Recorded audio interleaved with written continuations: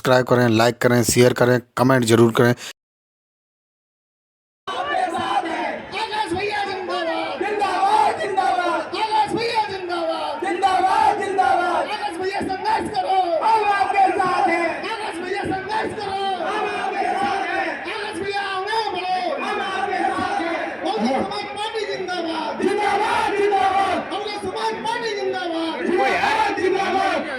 तो रुको ना यार, कैसे रुको यार, स्टैंड दिख रहा है।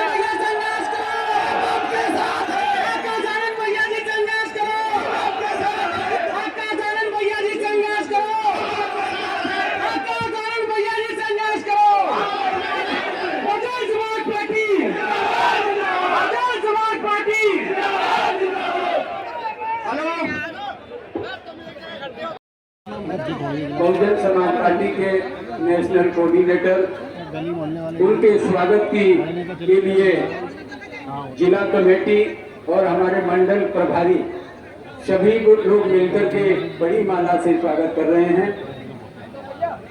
आगरा मंडल प्रभारी, जिला कमेटी बहुजन समाज पार्टी आगरा और हमारे दोनों प्रत्याशी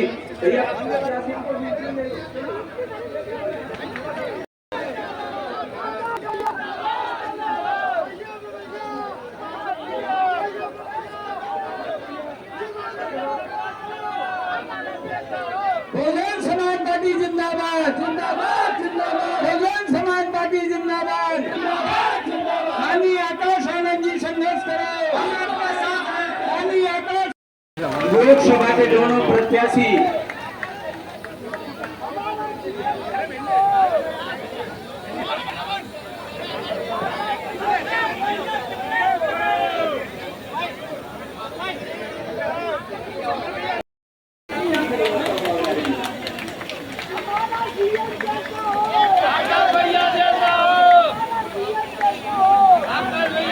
इसके साथ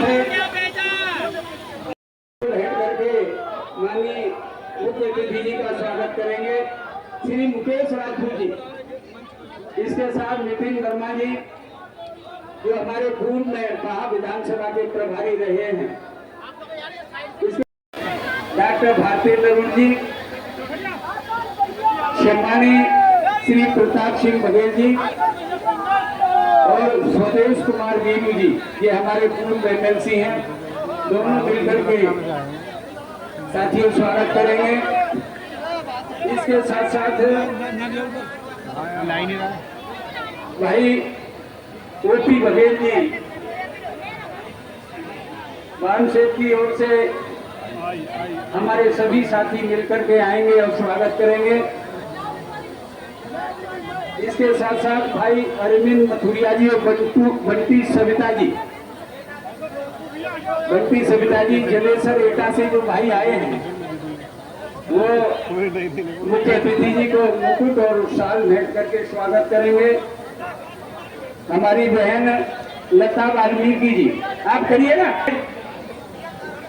हमारी बहन लता वाल्मीकि जी, भाई रविंद्र पारस जी अपनी टीम के साथ स्वागत करेंगे। भाई राजेश वाल्मीकि, नरेश धनबाद जी, सभी साथी मिलकर के स्वागत कर रहे हैं। हमारे बोल तो दिया आदरणीय पार्षद दल के नेता, नहीं तो करो ना, आगे देखो करो भाई। जो स्वागत हो जाए तो साथी अपने स्थान पर बैठ जाए। बड़ा वक्त नहीं करवाओ जरा।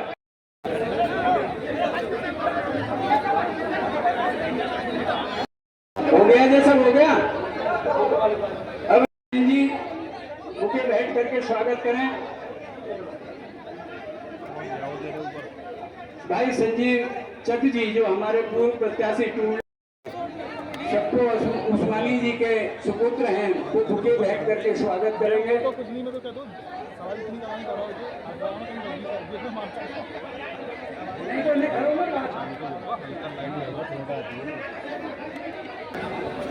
तो साथियों, ईमानदार जो है वो आगे बढ़ेगा। अरे मुझको यकीन है बहन जी आप आकाश पर उम्मीद का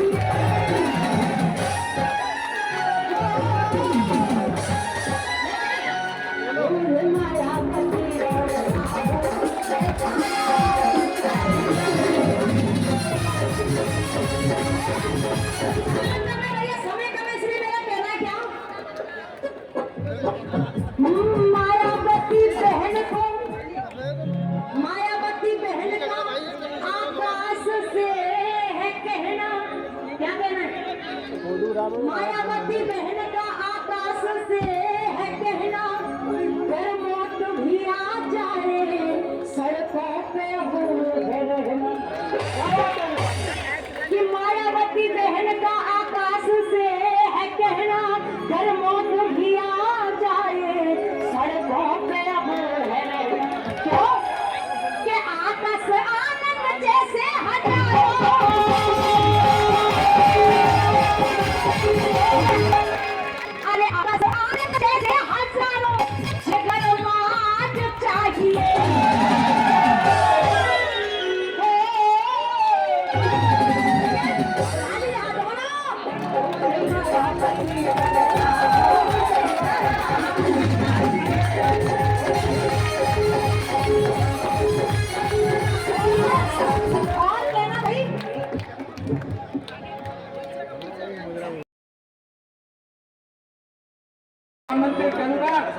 समाज पार्टी जिंदाबाद, समाज पार्टी जिंदाबाद, रानी बहन कुमारी मायावती जी जिंदाबाद, रानी बहन कुमारी मायावती जी जिंदाबाद। बाबा साहब अमर रहे, बाबा साहब अमर रहे, मानव कांसी राम साहब अमर रहे, मानव कांसी राम साहब अमर रहे, कांसीराम साहब अमर रहे। खाली आकाश आनंद संघर्ष करो। के आइकॉन आदरणीय आकाश आनंद जी को वो आए और विशाल जन समूह के बीच अपनी बात कहे। माननीय आकाश आनंद।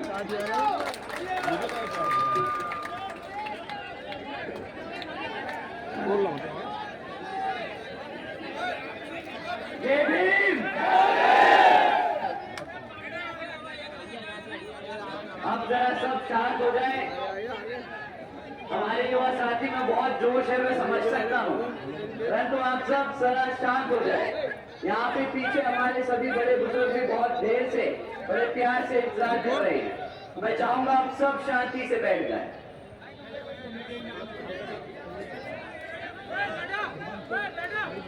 साथियों, सबसे पहले मैं आज हमारे सभी मुसलमान भाइयों बहनों, बड़े बुजुर्ग, माता, आप सभी को ईद की मुबारकबाद देना चाहता हूं। साथ ही साथ आज महात्मा ज्योतिबा फूले जी की भी जयंती है, तो उनको भी मैं कोटि कोटि नमन करता हूं। आप सब इतनी देर से इतनी गर्मी में हम सबका इंतजार कर रहे थे, इतनी देर से आप हमारा इंतजार कर रहे थे और हमें सुनने आए। तुम्हारे जितने भी यहाँ मौजूद सभी छोटे बड़े, हमारे सभी युवा साथी, हमारे सभी बड़े बुजुर्ग, हमारी सभी माताएं बहनें, आप सभी को मैं तहे दिल से धन्यवाद करता हूँ। आज इस सभा को सफल करने में यहाँ हमारे सभी मंडल से लेकर बूथ स्तर तक के कार्यकर्ता पदाधिकारियों का भी मैं तहे दिल से धन्यवाद करता हूँ और मंच पर मौजूद हमारे सभी नेतागणों का भी धन्यवाद करता हूँ। चलो भैया इस पर तो टूट जाएगी। अपनी बात आप सबके बीच में रखने से पहले मैं अपने सभी संतों, गुरुओं व महापुरुषों में से खासकर महात्मा ज्योतिबा फूले जी, छत्रपति शाहू जी महाराज जी, नारायण गुरु जी, पेरियार रामास्वामी जी, बाबा साहब डॉक्टर भीमराव अंबेडकर जी एवं मान्यवर साहब श्री काशीराम जी को नमन करता हूं।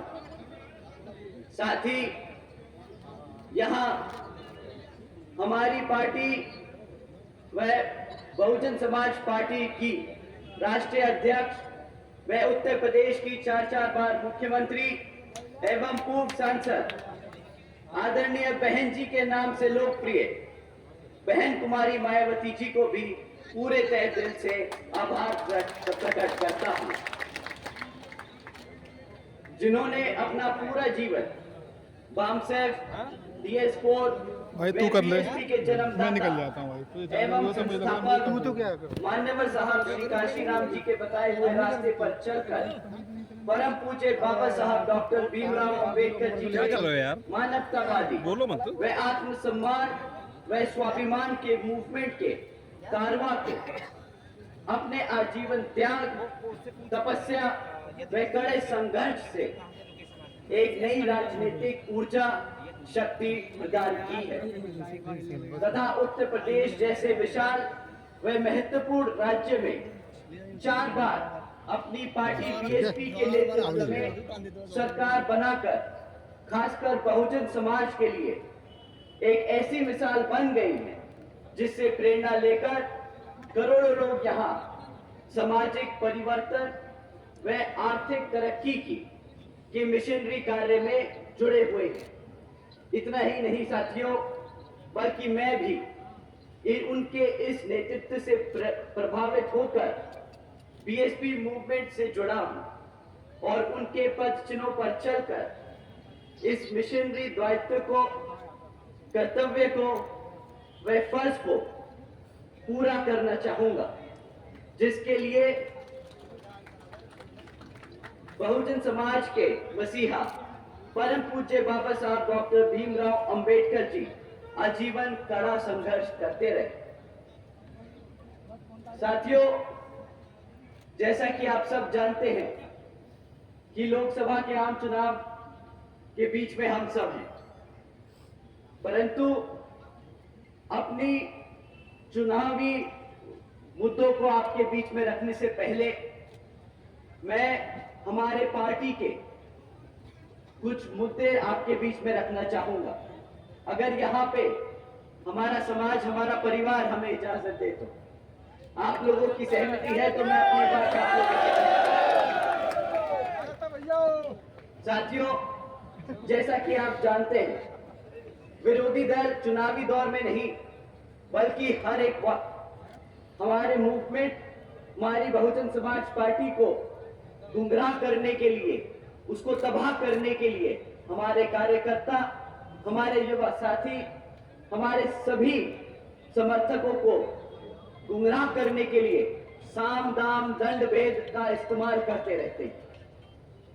इसमें से सबसे एक बहुत जरूरी चीज मैं आप लोगों के बीच में आज रखना चाहूंगा। वैसे ही ये विरोधी पार्टियां हमारे समर्थकों, हमारे कार्यकर्ता, हमारे लोगों के बीच में ये बहरूपिये भेजते हैं और हमारे समाज के लोगों को अंदर से तोड़ने की कोशिश करते हैं। ये लोग किस रूप में आते हैं, आप लोग उन्हें कैसे पहचानेंगे, मैं आपको बताना चाहूंगा। हमारे युवा साथियों को स्पेशली आप लोग ध्यान से सुनिए।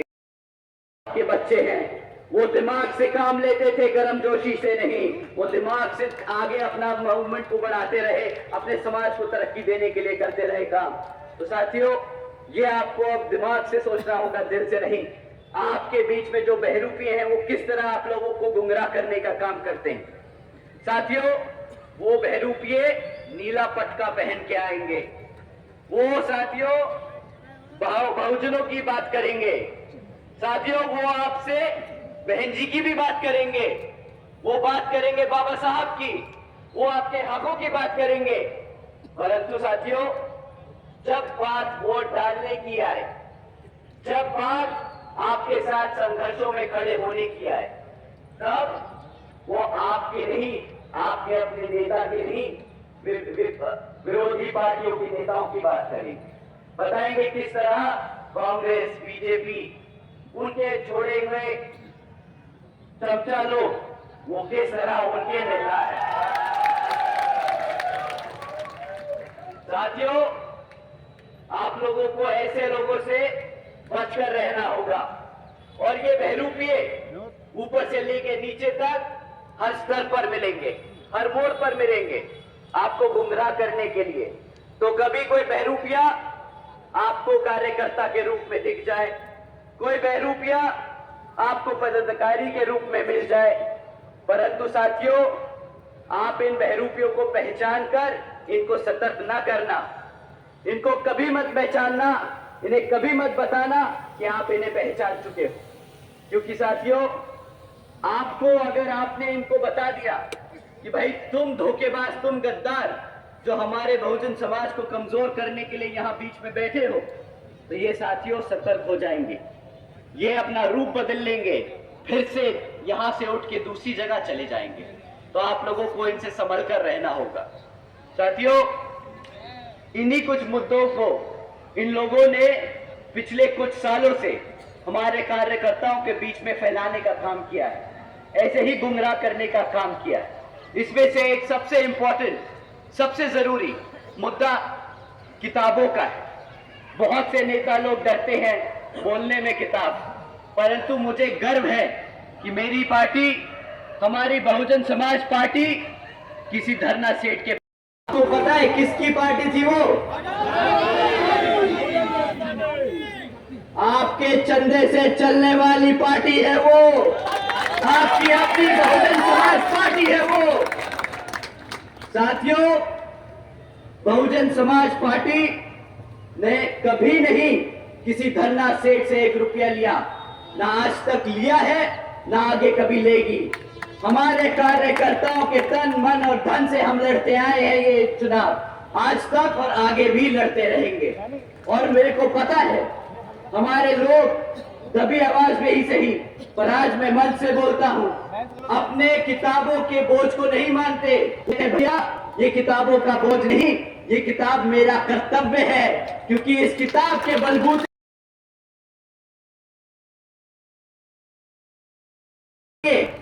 आपको खाने की कोशिश करते हैं। इन्हें अगली बारी सही में मुंह पे तमाचा लगा के बोलिएगा कि किताब कर्तव्य है मेरा, और तुम जैसे लोगों को हमें हमारे समाज में बीच में रहने की कोई जरूरत नहीं।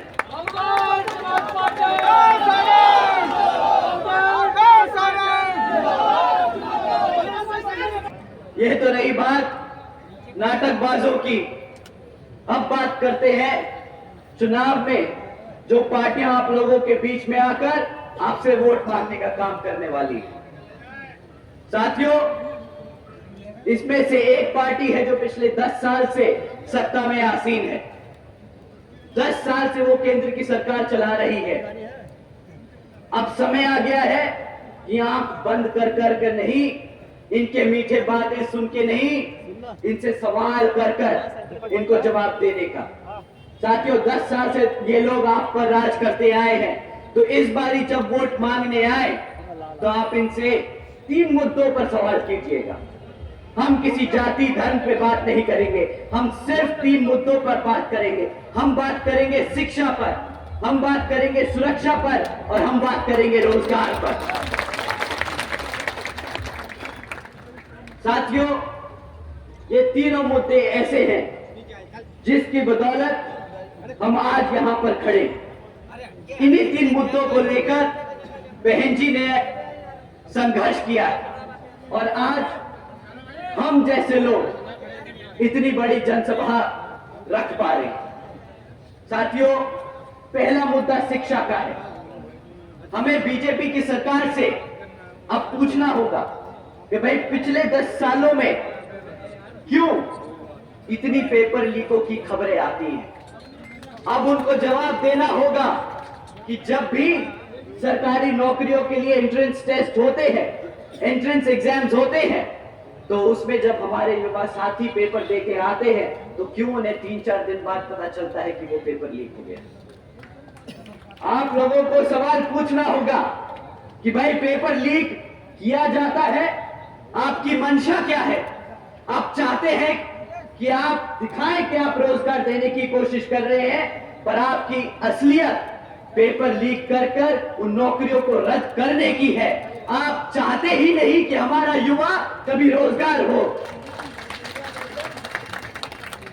साथियों, एंट्रेंस एग्जाम देने तक तो दूर की बात, हमारे बच्चे अगर आज भी प्राइमरी और मिडिल स्कूल में पढ़ रहे हैं तो उनका इतना बुरा हाल है कि ना आधे से ज्यादा, मैं सरकारी सर्वे आपके बता रहा हूं, सरकारी सर्वे बताता है साथियों कि आज सरकारी स्कूलों में 8वीं कक्षा के बच्चे, आधे से ज्यादा 8वीं कक्षा के बच्चे गुना भाग नहीं कर सकते।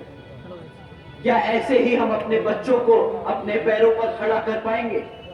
अगर हम प्लस माइनस ही नहीं कर पाएंगे तो हम कहां से कोई व्यापार करेंगे, कहां से हम रोजगार की बात करेंगे। साथियों, आज सरकार का सर्वे बोलता है कि 8वीं कक्षा के बच्चे ना गुणा भाग कर सकते हैं, ना अंग्रेजी में बात कर सकते हैं, ना अंग्रेजी समझ सकते हैं। प्रधानमंत्री जी इंडिया को एक वर्ल्ड इकोनॉमी बनाने की बात करते हैं, बहुत बड़ी इकोनॉमी बनाने की बात करते हैं। प्रधानमंत्री जी मुझे लगता है अपने व्यापारी दोस्तों के लिए व्यापार करते हैं, अपने दोस्तों के लिए भारत की वर्ल्ड इकोनॉमी बनाने की बात करते हैं, क्योंकि हमारे समाज के बच्चे जो सरकारी स्कूलों में पढ़ रहे हैं वो बेचारे ना अंग्रेजी में बोल पाते हैं, ना समझ पाते हैं। तो कैसे हमारा बच्चा बढ़ते हुए भारत में व्यापार करेगा, कैसे वो रोजगार ले पाएगा? आप बोलते हो कि हम यूएस से बिजनेस करेंगे, हम यूरोप से बिजनेस करेंगे। अरे मेरा बच्चा अगर अंग्रेजी उनकी समझ नहीं पाएगा, बोल नहीं पाएगा, तो कहां से मेरे बच्चे को रोजगार मिलेगा, कहां से वो व्यापार करेगा? साथियों, ये लोग डिजिटल इंडिया की बात करते हैं। डिजिटल इंडिया के नाम पे जो मजाक किया है आपके सामने फैक्ट में रखता हूं। साथियों, सरकारी स्कूलों में 65% सरकारी स्कूलों में आज एक भी कंप्यूटर नहीं। जब कंप्यूटर नहीं होगा तो बच्चे सीखेंगे कैसे? अगर सीखेंगे नहीं तो बनेगा कहां से डिजिटल इंडिया? कौन सा डिजिटल इंडिया की बात करते हो अगर हमारे बच्चों को कंप्यूटर चलाना नहीं आएगा? साथियों, जिन बच्चे कुछ सरकारी स्कूलों में अगर टूटा फूटा एक अगर कंप्यूटर पड़ा भी होगा तो उसमें इंटरनेट कनेक्शन नहीं होगा। अगर इंटरनेट कनेक्शन नहीं है तो बच्चा कहां से दुनियादारी के बारे में समझेगा? कहां से उसे पता चलेगा कि अमेरिका में क्या हो रहा है, जापान में क्या हो रहा है, चाइना में क्या हो रहा है? परंतु ये लोग सिर्फ मार्केटिंग करना चाहते हैं। डिजिटल इंडिया का बड़ा पोस्टर छापेंगे और पूरे भारत में घुमाएंगे, उस पे हजारों करोड़ रुपया खर्चेंगे, पर डिजिटल इंडिया की योजना के नाम पर 1 रुपया खर्चना नहीं पसंद करेंगे। साथियों, दूसरा सबसे जरूरी मुद्दा जिस पे आपको उनसे सवाल उठाने, वो है हमारे युवा साथियों के लिए रोजगार का। रोजगार के नाम पर पिछले 10 सालों में आज एक फैक्ट सामने आता है। भाई पिछले 10 सालों के इनके काम के बाद आज हमारे यहां 3 में से 1 ग्रेजुएट युवा बेरोजगार घूम रहा है। अब अगर 3 में से 1 ग्रेजुएट बेरोजगार घूम रहा है तो मतलब 2/3 भारत के युवा साथी बेरोजगार हैं। रही बात जो लोग पढ़ लिख चुके हैं, अगर बाय चांस गलती से ये जो करप्शन बखूबी से कर दें, गलती से नौकरी का पर्चा निकाल दें, तो वहां पे क्या भीड़ भाड़ मचती है, क्या मारामारी होती है। ये एक न्यूज क्लिपिंग सुन के, न्यूज क्लिप की हेडलाइन सुन के बताता हूं। साथियों, एक न्यूज क्लिप थी जिसमें था हेडलाइन 90,000 से ज्यादा PhD स्कॉलर्स इंजीनियर्स और ग्रेजुएट्स क्लास 4 की नौकरी के लिए अप्लाई कर रहे हैं। बताओ, 90,000 से ज्यादा इतने पढ़े लिखे बच्चे एक क्लास 4 की नौकरी के लिए अप्लाई कर रहे हैं। क्लास 4 की नौकरी की क्वालिफिकेशन 5वीं पास है। 5वीं क्लास के क्वालिफिकेशन पे हमारे पीएचडी स्कॉलर्स को अप्लाई करना पड़ रहा है। इतनी मारामारी है साथियों। पर ये लोग बहुत गर्व से बोलते हैं कि कैसे इन्होंने रोजगार को रोक के लोगों को पेट भरने का काम किया, लोगों को पेट भरने का काम किया। ये बोलते हैं कि भाई हमने आज 80 करोड़ से ज्यादा लोगों को, सरकार के लोगों को, भारत के लोगों को मुफ्त में राशन देने की स्कीम चलाई। साथियों, केंद्र की भाजपा के बड़े से छोटे नेता और जितने भी भक्त आपको मिलेंगे वो बोलेंगे कि मेरी पार्टी ने 80 करोड़ जनता को मुफ्त में राशन दिया है। पर इन मूर्खों से कोई पूछे कि अबे उल्लुओ, अगर तुमने 80 करोड़ जनता को मुफ्त में राशन दिया है तो मतलब आधी जनता बेरोजगार घूम रही है। इसका क्या जवाब है तुम्हारे पास? अगर आधी जनता बेरोजगार घूम रही है तो राशन नहीं चाहिए था तुमसे। 2014 में तुम्हें राशन के वादे पर सत्ता में बिठाने का काम नहीं किया था। तुमने वादा किया था हर साल 2 करोड़ नौकरी देने का, 80 करोड़ जनता को भिखारी बनाने का वादा नहीं किया था।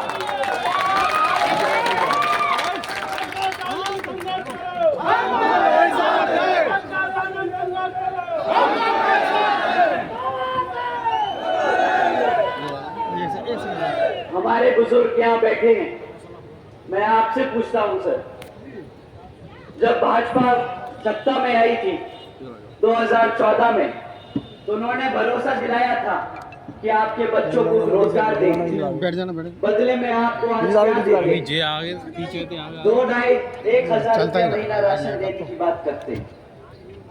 अब आप बताइए, 1,000 रुपए का राशन लेने के लिए आपने वोट डाला था। मैं युवा साथियों से भी पूछता हूं, भाई तुम बताओ, तुम अपनी मेहनत करके पढ़ लिख के किसी तरह निकल जाते हो तो रोजगार के लिए बात करते हो ना? किस लिए चाहिए तुम्हें रोजगार? किस लिए चाहिए रोजगार? अपने माँ बाप ने, आपके अपने माँ बापों ने जो जिंदगी भर संघर्ष किया, अपना मुंह, अपना खुद का निवाला ना रखकर आप लोगों का पेट भरा, तो ताकि आप लोग पलट कर उनके लिए सहारा बन सको, इसलिए आप रोजगार ढूंढते हो ना? आप लोग अपने पैरों पर खड़े होकर अपने माँ बापों का सर फक्र से ऊपर कर समाज में घूमने के लिए आप रोज बाहर निकलते हो ताकि आपको सब रोजगार मिल जाए, आपकी नौकरी लग जाए, इसलिए तो आप मेहनत करते हो ना।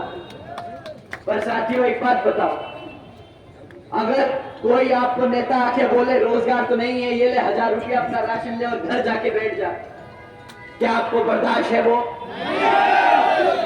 1,000 रुपए का राशन बर्दाश्त है? अब ये सुनिए, 1,000 रुपए का राशन देके एहसान जताने की बात करते हैं कि देखिए हमने आपको 1,000 रुपए का राशन दिया। मैं अपने युवा साथियों से, मैं अपने बड़े बुजुर्गों से अब इस बार दरख्वास्त करूंगा कि अगली बार ये आप लोगों के बीच में आएंगे ना, तो ये जो आपको राशन का थैला थमाते हैं वही खाली थैला इनके मुंह पे मार के इनसे सवाल करना, मैंने तुम्हें 1,000 रुपए के राशन के लिए वोट नहीं डाला था, मैंने तुम्हें अपने पैरों पर खड़ा होकर नौकरी करके अपने माँ बाप का सर फक्र से ऊपर उठाने के लिए वोट डाला था।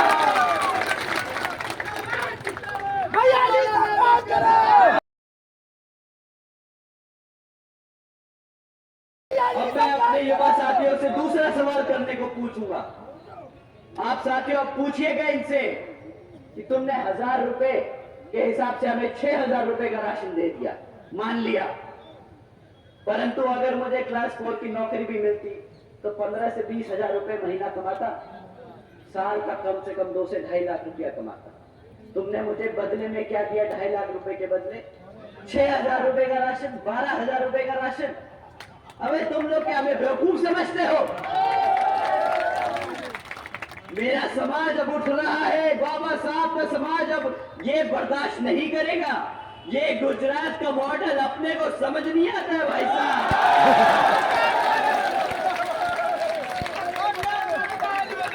12,000 के बदले 2.5 लाख का चूना तुम गुजरात में लगाना, ये यूपी की जनता अपने हाथ करती है।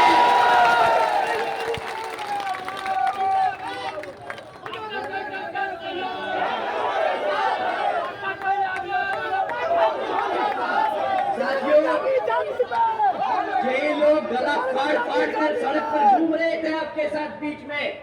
महंगाई महंगाई महंगाई, किस बात की महंगाई?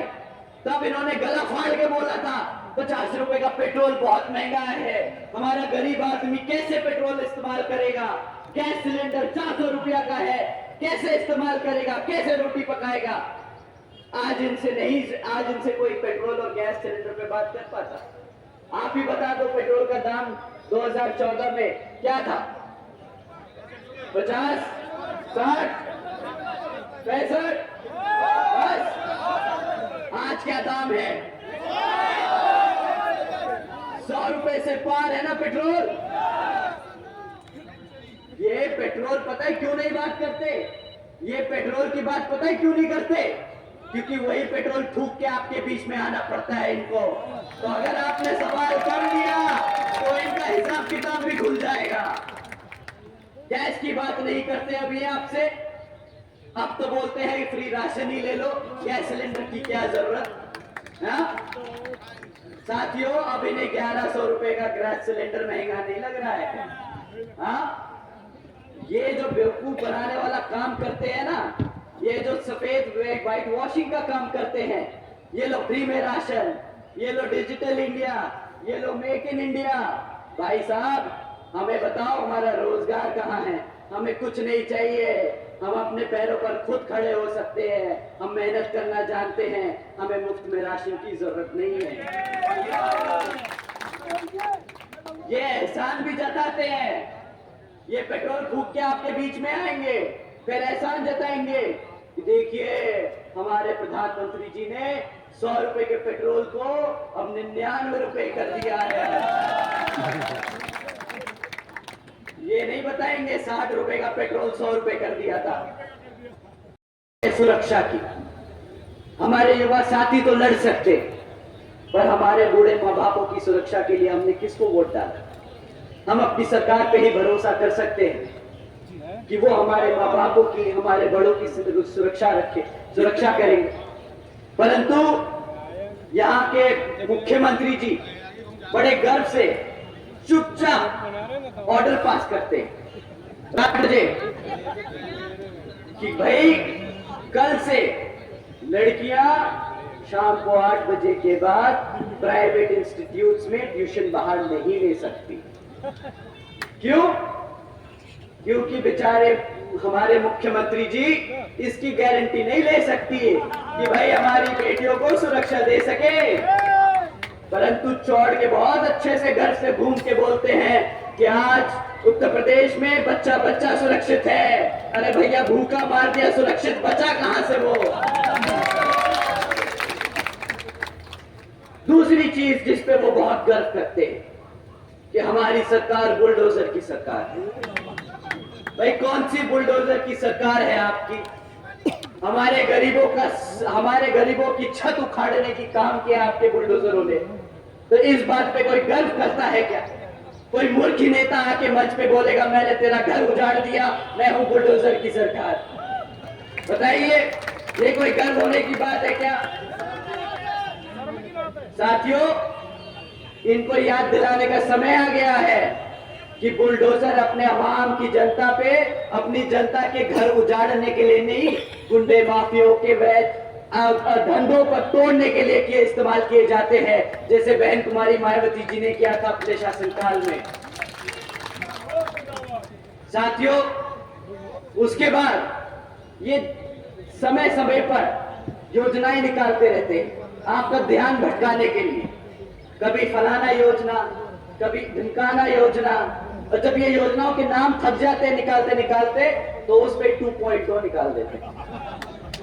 जैसे बड़े मियाँ छोटे मियाँ 2.0 हैं।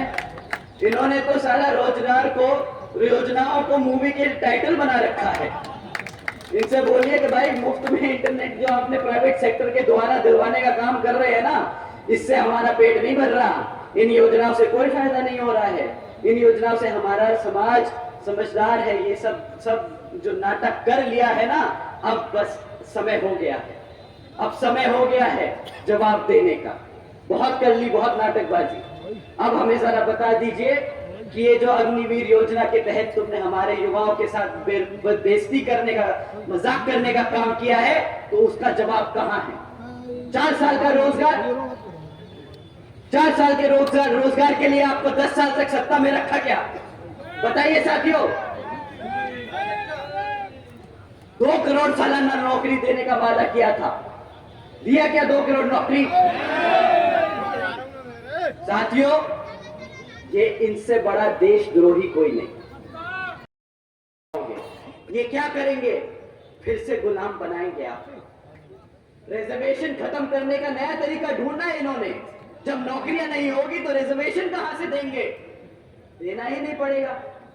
ये दीमक की तरह काम कर रहे हैं हमारे समाज को खत्म करने के लिए। साथियों, ये बड़े बड़े पोस्टरों से चमकने की जरूरत नहीं है, हकीकत जमीन पे समझने की जरूरत है। साथियों, इनके बारे में अगर मैं और बोलता जाऊंगा तो लगता है अगला लोकसभा आम चुनाव आ जाएगा, पर इनकी विफलताएं नहीं खत्म होंगी। पर मैं दूसरी पार्टियों के बारे में भी आपको बताना चाहूंगा। 2-3 मुद्दे बस, ज्यादा नहीं, क्योंकि आप यहाँ बहन जी के बारे में सुनने आए हैं, इनकी विफलताओं के बारे में नहीं।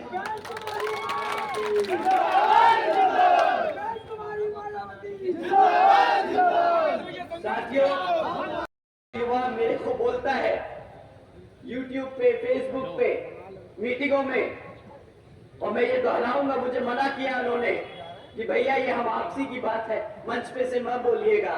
पर मैं जानना चाहूंगा, मैं अपने सभी युवा साथियों के साथ अपने बड़े बुजुर्गों को भी बताना चाहूंगा कि हमारा युवा कैसा परेशान है। वो बोलता है हंसी मजाक में कि भैया लाल टोपी पे साइकिल पे बैठ कर आए थे, वो लाल टोपी खुद पहन के आए तो बस आखिर में टोपा हमें ही पहना गए भैया। साइकिल पे पहन के पूरा प्रदेश घूम लिए हैं। आज उस साइकिल में ना हवा है ना हमारे पेट में खाना है। पर इनसे भैया अगली बारी इनको वोट नहीं डालना है। आप लोगों को समझना होगा साथियों, ये लोग वैसे गद्दार हैं। अभी आप लोगों के सामने ये सबूत रखता, हमारे मुसलमान भाई बहन यहाँ मौजूद हैं। पिछली बारी उन्होंने भी भरोसा किया था इन पर, और एक तरफा वोट डाला था, भरोसा का ही वोट डाला था। पर आज जब हमारे मुसलमान समाज के ऊपर अत्याचार होता है तो इनके मुंह से एक चू नहीं निकलती है। बता दीजिए मेरे भाइयों बहनों कि क्या निकले इन्होंने एक बार भी क्या अपने समाज के लिए कुछ मुंह खोला क्या? परंतु साथियों, जब रिजर्वेशन इन प्रमोशन का बिल संसद में प्रेजेंट होता है, तब इनका हाथ और मुंह सबसे तेज आगे चलता है, सबसे आगे बढ़कर ये बिल फाड़ने का काम करते हैं। साथियों, ऐसी पार्टियों को अपने बीच में घुसने मत देना। बहुत हो गया इनका भाषणबाजी, बहुत हो गया मौका, अब रिजल्ट चाहिए भैया। 5 साल के रिकॉर्ड के साथ हमसे बात करिए कि पिछले 5 साल में अपने शासनकाल में तुमने करा क्या हमारे लिए। साथियों, इसी क्रम में कांग्रेस पार्टी भी आपके बीच में आएगी कि आ चुकी है कि आगे चली जाएगी, उनका विचार पता नहीं। मणिपुर से निकले थे, कन्याकुमारी जा रहे हैं, किसके साथ किसके लिए पता ही नहीं। आजकल बोलते हैं भारत जोड़ो भारत जोड़ो। 60 साल दिया इस जनता ने इन्हें, 60 साल तक सत्ता में रखा, तब तो तुम लोगों ने भारत नहीं जोड़ पाए। आज जब तुम्हारी हालत इतनी खस्ता हो चुकी है तो तुम सड़क पर घूमकर भारत जोड़ो की बात करते हो। मेरा समाज भारत जोड़ो की बात नहीं करता, हमारा समाज रोजगार की बात करेगा। हमारा समाज आज की बात करेगा। बहुत हो गया, 60 साल बहुत लंबा समय होता है। अगर 60 साल में तुम ना काम कर पाए तो आज आगे भी 5 साल में नहीं कर पाओगे। हमारे बड़े बुजुर्ग बहुत अच्छे से बता के गए हैं कि बेटा, एक बार गलती हो दूसरा मौका दे, 2 बार गलती हो तीसरा मौका दे, पर अगर तीसरी बार भी गलती करी तो वो गलती नहीं बेटा, धोखा है, धोखा।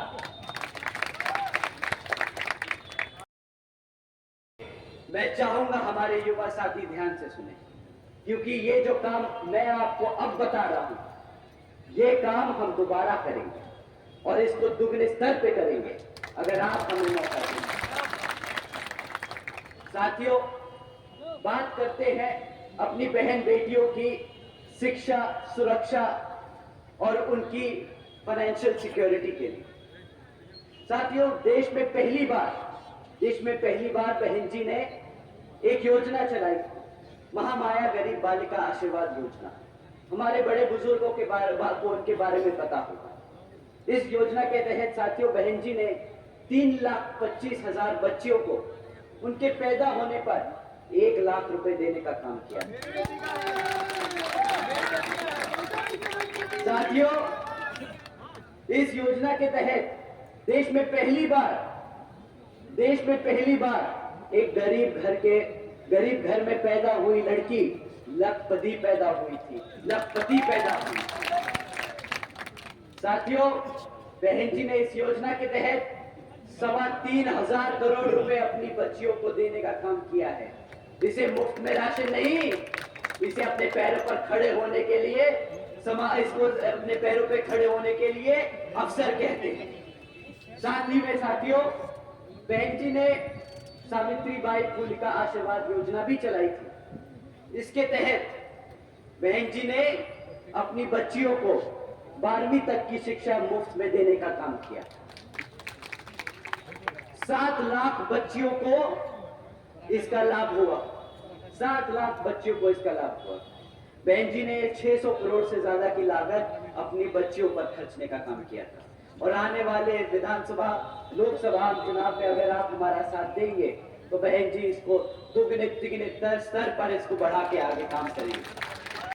आप पहले तो ये बहरूपियों से संभाल कर रहेंगे, दूसरा विपक्षी दल जब आपके बीच में आए तो वही जो खाली राशन आपको देके गए, वही खाली राशन का थैला उनको थमा के वापस भेजे। और यहाँ पर जो आपके क्षेत्र में बीएसपी के प्रत्याशी हैं, आप उनको वोटिंग मशीन पे हाथी वाला निशान का बटन दबाकर यहाँ पर विजय बनाकर बहन जी को प्रधानमंत्री बनाने का काम करें।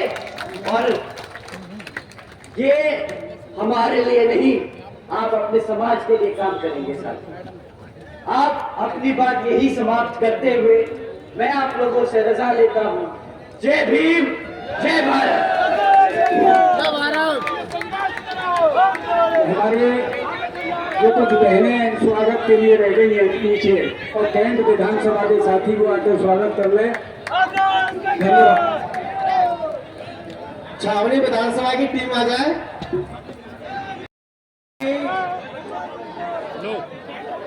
जितेंद्र वाल्मीकि, सभी सम्मानित पार्षदगण, बहुजन समाज पार्टी के सभी सम्मानित पार्षदगण आ जाए। आज की न्यूज़ आपको पसंद आए तो लाइक करें, शेयर करें, कमेंट करें, सब्सक्राइब जरूर करें, जिससे कि हमारा चैनल आगे बढ़ सके और हम अपने देश और देशवासियों की सेवा कर सकें। इसी के साथ फिर मुलाकात होगी, तब तक के लिए आपसे विदा लेते हैं। नमस्कार।